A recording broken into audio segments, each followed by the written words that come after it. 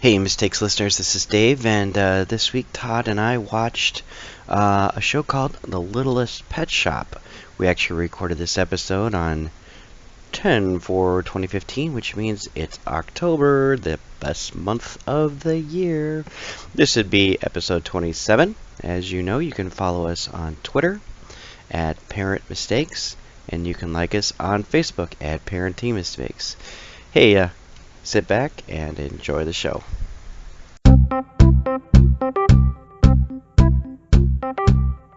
So Todd, in the pre-show you were basically going to tell me something interesting, and I told you to pause for just a moment because I thought it'd be good for our viewers to hear what you had to say, right? Well, now you added the word interesting, so now I'm pressed. Right. Isn't everything we say interesting? It is for me. Well, yeah. Interesting is a relative term, so sure. Yeah. Everything we say is interesting. I find everything we do interesting, so there you go. Well, I was going to give you another preview of your parenting future. Okay, I'm ready. Potential preview. I am totally ready. I need as many pro tips as I possibly can get, as you know. Which we can, quick sort of caveat, segue, not segue, but intro. So this is Parenting Mistakes. That's Dave. I'm Todd. Mm-hmm. We talk about parenting. Mostly we sort of talk about media content, whether it's appropriate for various age groups. I have 3 kids that are older. Dave has 2 kids that are younger. And so even though Dave and I are the same age and we're not experts and we're just giving you our thoughts on things, there are things that I have been through that same age Dave has not been through just because his kids are younger. Yeah, you decided to get married at what, 16? Yeah, hilarious. Yeah. That was funny. Okay. And I'm never going to say, well, I've been through this, so I did it right, because that's actually the good thing for people like Dave, because he can watch other people and go, oh, so that's the way you handled it, and it appears to have turned out badly. This is why I have been such a great parent. This is the truth. It is the truth. When Did you parenting, just watch other people? Oh yeah. Oh, I kid you not. I have watched many. Well, we waited, 12 years before we had kids. It's kind of my history. And we watched every other couple that we knew almost immediately have kids. We did not. And we got to see actually everything play out.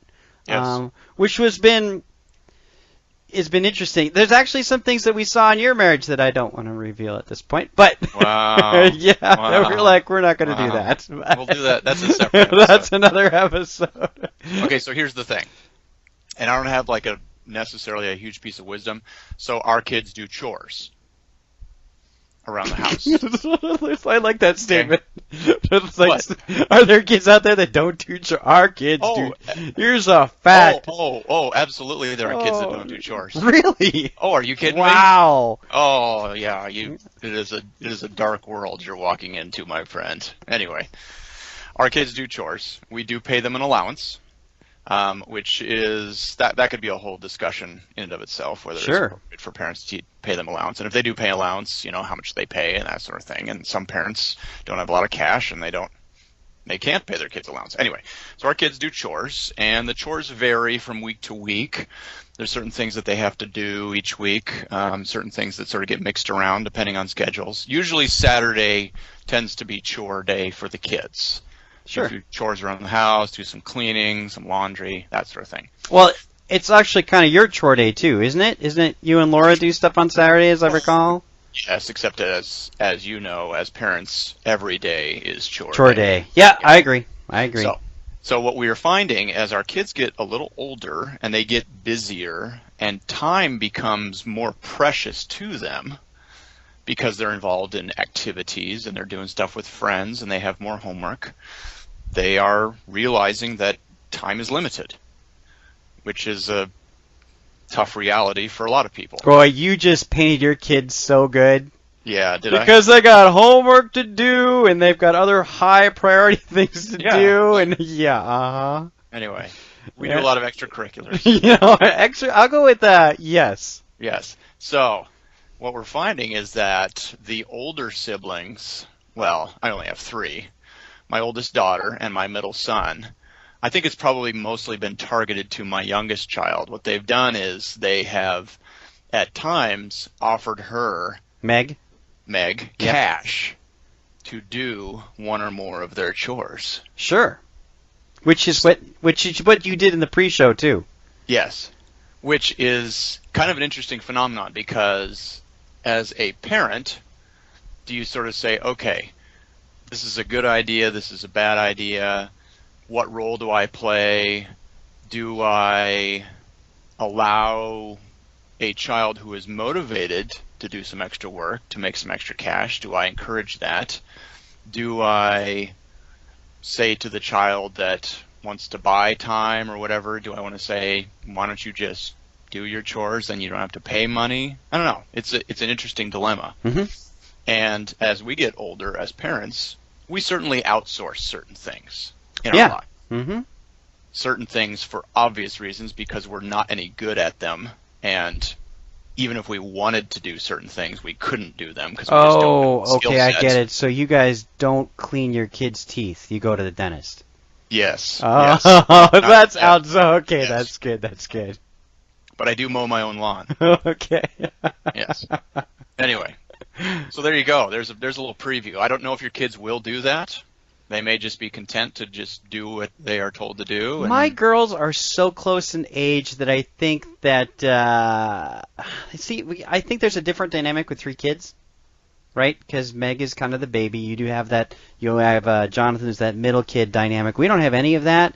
Basically, Maddie and Kayleen kind of do a lot of competing. So I think that even as they get older, if one were to say slough a chore on the other one, I think they would see it as sloughing and not holding on to the responsibility. Now, well, here's what's weird. This is really weird. This never came up in my household. My sister and I never sat down and said, "Hey, I'll do your chore for a certain amount of money." It just never crossed my brain. Right. I'm guessing it might have happened in your house. I don't remember it happening in my house either. Okay, so that's a little bit weird. I'm not saying it's like terribly weird. I mean, it kind of makes sense, but at the same time, I'm like, just never crossed my brain that my sister could do my chores if I paid her. Partly, and the reason for that was it was my money, and there's no way I'm parting with my money. Right. So this idea of actually paying someone to do my chores never crossed my brain. Well, and that may be the dynamic right there, where you have, and what we found is that with all 3 of our kids, they all sort of treat money just a little bit differently in terms of, how much they want to hang on to it versus how much they see a catalog and say, ooh, I want to get that. Yeah, I mean, the parenting dilemma that I can see coming up in that whole scenario is the older child or the older children pressuring the young child to do something for, say, a pittance, right? Right. We'll give you 50 cents for a chore that you actually charge $5 for. I'm not saying that's how it works, but as a parent, you'd be like raising your eyebrow at, I think you're just putting a lot of pressure on the younger sibling to do something that you don't want to do for hardly any dough. Now, I'm guessing that Meg knows how to push back and say that's ridiculous, but I can see where some of those weird dynamics would certainly come up. Yeah. So there you go. Yeah, but here's the deal. It has never crossed my brain to actually ask my wife to do some of the things I have to do and pay her. Well, that's a whole other discussion. We're just not even going to touch that one. Yeah, it's just now that I'm thinking about it, right? All right, it's time for an awkward segue. No, actually, it's about making money, right? And that's what they're trying to do in Little Pet Shop this week, or Littlest Pet Shop, correct? Pet Shop. The Littlest. Yes. All right, so we watched The Littlest Pet Shop. Yes. Yeah, I did. Did you? Yes. I did. Okay, yes. That's good. Okay, so this show is about, as you might expect, the littlest pets. The Littlest Pets. Right. Who don't get sold. Right. Yeah, apparently this is a fairly popular franchise. Yeah, I can see why too. So you've got some human characters, human cast, who hang out this Littlest Pet Shop and run the place, and then there is this, I don't know, you don't want to say subcast because it's sort of companion cast of talking animals. And did I get the dynamic there that like only one of them realizes that they talk and then everybody else doesn't understand that or something like that? That was my impression because obviously because the whole episode centers around making this commercial for the Littlest Pet Shop, and one of the friends decides to become the director, which I would say is kind of Teen Titan Robin-esque type scenario. And that was air quotes if you didn't see it, because you can't, because we're on the iTunes. He basically comes up with voices for the pets in this commercial, which would suggest that he has actually never heard the pets talk. Yes. And there is dialogue that the sort of girl that can hear the pets sort of plays dumb when people talk about the pets talking, if that makes sense. Mm-hmm. So what'd you think? I'm trying to think. I'm trying to come up with the name for the owner of the shop. Do you remember her name? It's kind of a strange name. Yeah, I don't remember her name. I want to say Miss Tesbaka, but it's not. It's like Miss Teneth or something. Like starts at the T. Yes, something like that. Because I could drill right into, once again, here you have the setup dynamic. Mrs. Twombly. Twombly, that's right. Mrs. Twombly. They keep on saying it Twombly, and I'm like, yes. I really liked it. I could say Twombly all day. Hey, and the girl's name is Blythe. I'm feeling Twombly today. But the classic setup, and again, this must be some sort of kid's fantasy, and Hollywood has plugged into it. And why isn't it? I guess it's an obvious fantasy, and that is that the kids just rule the world. On TV, kids rule the world, and the adults are just blithering, crazy maniacs, right? Well, maybe not crazy maniacs, but not maniacs, right? Not in control. I'm trying to be careful because I don't want to say dumb, but usually parents played off as kind of dumb, or ignorant, or just innocent. They got the those children characteristics again. So they're just wandering through life, and the kids are way more in tune with what's going on. Right. And so any sort of dynamic where the adult is going to be in charge is not going to happen in this particular show. So Blythe obviously is a central character. She's basically running the shop. Was it? Okay, so was I... Okay. I'm going to try to pull back here a little bit to say, did I like it? Yeah, I kind of liked it. How about this? There's nothing very stand-out-ish about it. Like, wow, this really stands out to me. A couple of sight gags here and there that were kind of fun. Was the plot interesting? It's kind of a classic plot that you've seen before, which was... they decide that they have no customers coming into the store, and they decide, you know what, we should actually create a commercial for our store because, and the reasoning behind it is because we're so bored, we've got nothing to do, and I'm like, well, maybe because your business is going into the ground? I mean, and the business itself, so again, I look at this as an adult, and I'm like, a lot of these things wouldn't work, right? They are the Littlest Pet Shop with a bunch of pets that they don't sell, which they're not supposed to. This is the cast of characters within the pet shop. And to be honest with you, and I was thinking about this, like the modern day pet shop, they don't sell pets either. You know what I'm saying? Like you go to Petco or whatever, they don't sell cats and dogs. They might sell a hamster, but the majority of what they do there is they sell dog food and cat food. Right, I mean, supplies. they just have aisles and aisles of it. And that's, in essence, what the Littlest Pet Shop is trying to do, and that's where these pets exist. Which, it starts off with the human cast, right? You know, and you're right in that there are two different casts here as well. There's two different ensembles occurring. There's the adult-level human cast that's doing their set of things, which is interplayed with the entire pet ensemble and all the things that are going on for them.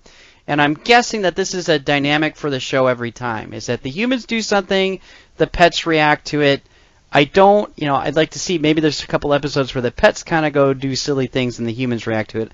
I'm sure that's in there. But as of this week, it was the humans start this thing off and the pets kind of react to it, which is, let's make this commercial. one of the I think the only boy character that we saw in the show decides he's going to direct this thing, and he goes off the hook, right?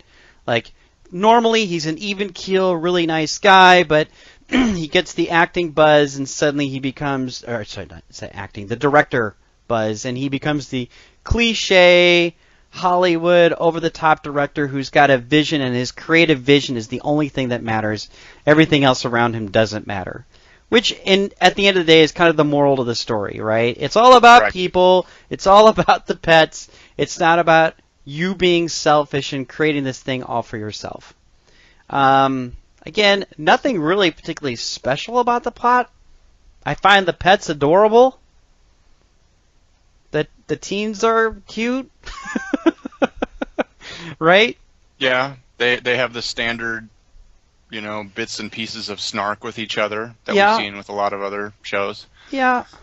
Yeah, it's hard to. I would concur that there's nothing particularly dynamic about this. It's sort Yeah. of just there. Yeah. And that's okay. I mean, we've debated this a bunch of times about how important is it for kids programming to have some sort of redeeming social value. I think in time we're gonna as we go further on, we're gonna discover that actually is gonna become more important to you and I as we continue to invest in these shows and look at them. But as it stands, yeah, I'd say the show's kind of nominal, right? I mean, I do find it interesting that, and again, this is probably us overanalyzing just a little bit. When you create this type of a program now in a modern day, for example, the human cast is diverse in terms of ethnicities. So you have sort of a multiracial cast. Mm-hmm. And then when you add in the animal voices, you sort of have a whole nother layer of ethnicities. So you have different accents from different, sort of the stereotypical accents from various countries, different age groups, men and women, that sort of thing. Mm-hmm. It's almost like they said, hey, we got to make sure that we get, sort of the token, ethnic influences in each one of. We have an opportunity to cover a lot of demographic bases here. Yeah. Which, again, is fine in an abstract sense. We talk about, organizations will say, whether they believe it or not, they'll say, oh, well, we believe in diversity and, giving lots of people opportunities. But really, this is, in a lot of ways, kind of just disingenuous marketing, if you think about it. Sure. Yeah. Because they're not necessarily trying to show appreciation, deep appreciation for various cultures. They're just sort of saying, hey, let's get the token this person and token this person, and that way maybe we can rope in a little bit more of a demographic that's a little broader. Yeah, and I think that's thinking way too deep on this show. I mean, you could say the same thing about the pets too. Yeah, the pets are actually different. Well, that's different what I country said. and races. The pets are a bunch of races too. Okay. Well, I thought I admit the kids were too. Yeah, the interesting thing too also is that when you listen to the dialogue and the references and stuff like that, I mean, I wrote down a couple of things. I mean, there was a reference to stuff being gluten-free.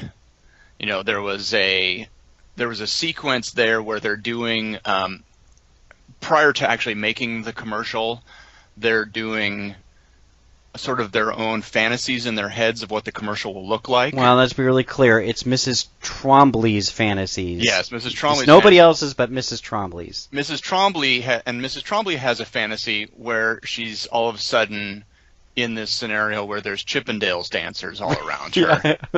And if we were just to say that this show featured Chippendales characters, you would probably say, this is not a show for my children, right? Right. And again, those are things where you and I, as probably more conservative parents, would sort of raise an eyebrow and go, okay, that's sort of amusing, but again, is that really what we're sort of going for here? But, I mean, we always have to be very careful about the sort of gateway imagery that kids are exposed to that maybe is more appropriate for adult content. Right. So, there you go. Yeah, with the exception of that fantasy sequence with Mrs. Trombley, I can't see too many red flags here. Would I let my kids watch this? I think they actually have watched it. Yeah.